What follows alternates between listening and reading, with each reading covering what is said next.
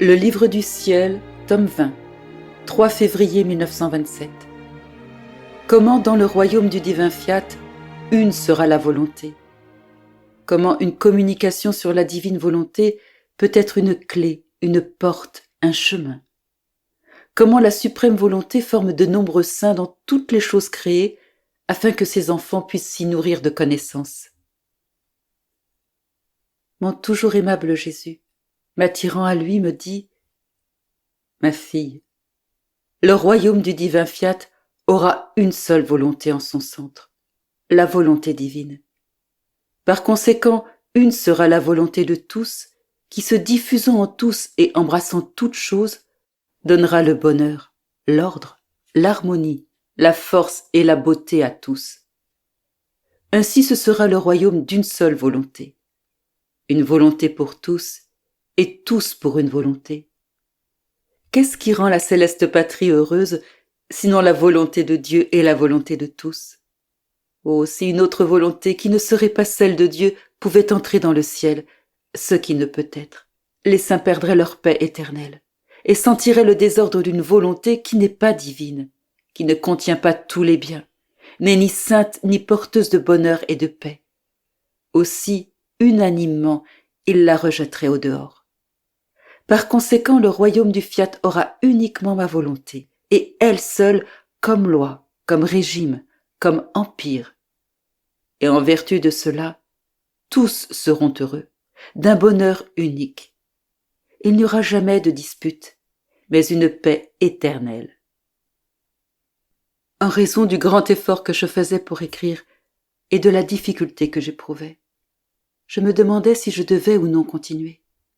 Et mon bien-aimé Jésus m'y incita en me disant « Ma fille, chaque parole additionnelle sur ma volonté peut être une clé de plus pour ouvrir le royaume du fiat suprême. Chaque connaissance peut être une nouvelle porte pour faciliter l'entrée aux enfants de son royaume. Chaque comparaison concernant ma volonté est un chemin de plus qui est formé afin de faciliter les communications de ce royaume.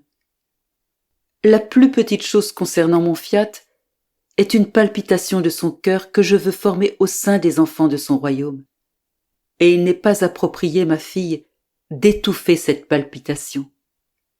Ce battement de cœur apportera une vie nouvelle et divine, bilocalisée de ce battement de cœur pour le bonheur de ceux qui auront la bonne fortune de posséder ce royaume. Ne sais-tu pas que pour pouvoir dire qu'un royaume existe, il faut premièrement le former et ensuite dire qu'il existe? Il est par conséquent nécessaire de former les chemins, les portes de sécurité, les clés d'or non forgées avec un métal quelconque, afin de faciliter l'entrée dans le royaume de ma volonté. Un chemin de moins, une clé introuvable, une porte fermée à clé peuvent rendre l'entrée dans ce royaume plus difficile. Par conséquent, tout ce que je te dis sert non seulement à former ce royaume, mais aussi à faciliter le travail de celles qui veulent le posséder.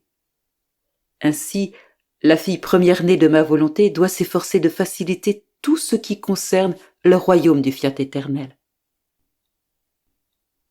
Je poursuivais alors mes actes dans le suprême vouloir, et me trouvant en dehors de moi-même, je parcourais toute la création pour suivre la divine volonté en chaque chose créée. Et en faisant cela, le voile de chaque chose créée était déchiré, et je pouvais voir en elle la sainte volonté accomplissant chaque acte que contient chaque chose créée, toujours en opération, sans jamais s'arrêter. Et mon doux Jésus sortant de mon intérieur me dit « Ma fille, vois l'amour exubérant de ma volonté, toujours stable, toujours opérant, toujours dans l'acte de donner, sans jamais retirer quelque chose de ce qu'elle a établi de faire quand le fiat suprême résonnait dans la création. Ma volonté a pris l'engagement de pratiquer tous les arts, d'accomplir toutes les fonctions, d'exécuter toutes les servitudes, de prendre n'importe quelle forme pour rendre l'homme heureux.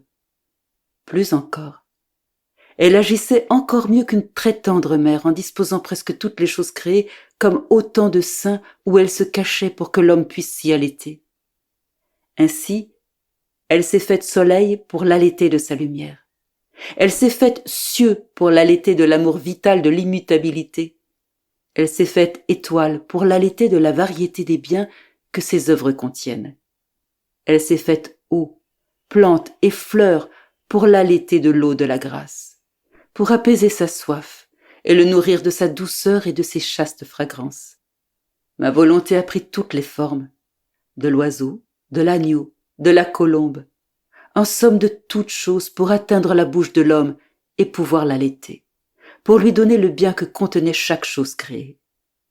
Seule une divine volonté qui a créé toute chose dans un débordement de son amour pouvait prendre autant de formes, exécuter autant de fonctions, être aussi persistante, sans jamais cesser d'accomplir ses actes.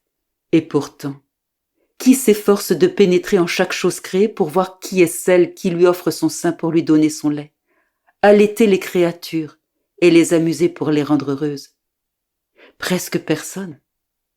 Ma volonté se donne continuellement. Elle place sa vie en chaque chose créée pour donner la vie, et les créatures ne daignent même pas la regarder et voir celle qui les aime tant et qui est la vie de leur vie. Aussi la douleur de ma volonté est grande de tous ces rejets des créatures. C'est pourquoi, avec une divine et invincible patience, elle attend ses enfants qui, la reconnaissant, pourront déchirer le voile des choses créées qui la cachent, reconnaîtront le sein de leur maman et avec reconnaissance iront se nourrir comme de vrais enfants à ces seins divins.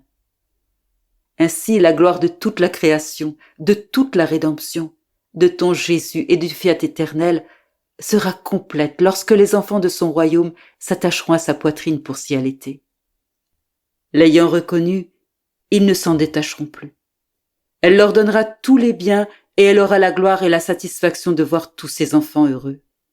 Et ses enfants auront l'honneur et la gloire d'imiter la mère, qui avec tant d'amour les garde sur son giron pour les nourrir de son lait divin. Ma volonté se trouve actuellement dans les conditions du soleil, lorsque les nuages empêchent la plénitude de sa lumière de recouvrir la terre de tout son éclat. En raison des nuages, le soleil ne peut pas déployer toute la lumière qu'il contient, comme si les nuages empêchaient la gloire du soleil de donner libre cours à sa lumière, pourtant toujours la même.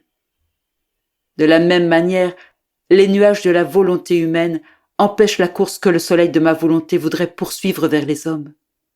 Et parce qu'il ne peut pas communiquer tous les biens qu'il contient à travers la création ou directement, sa gloire est interceptée par les nuages de la volonté humaine. Mais lorsqu'ils connaîtront le fiat suprême et deviendront ses enfants, ces nuages seront enlevés et ma volonté pourra donner les biens qu'elle possède. Notre gloire sera alors complète chez les créatures.